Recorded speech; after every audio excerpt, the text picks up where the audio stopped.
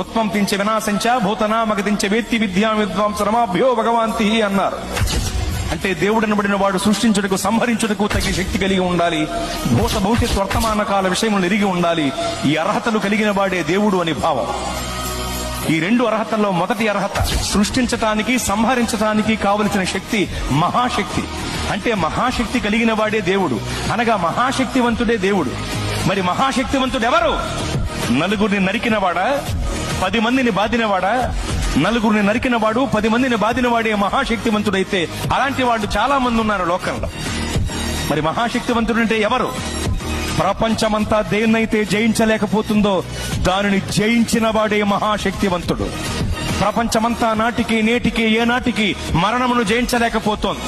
మరణమనే మహమ్మారి మర్యాద లేనిదై మానవ జాతిపై విరుచుకుబడి మరణ మృదంగాన్ని మ్రోగిస్తూ విజయ వికటట్టహాసం చేసి వెర్రవీగుతుంటే మరణమనే మహమ్మారి యొక్క పీచమణిచి దాన్ని ముళ్ళు విరిచి మరణమును జయించి తిరిగి లేచిన మహాశక్తివంతుడు యేసు ప్రభువు వారు మాత్రమే.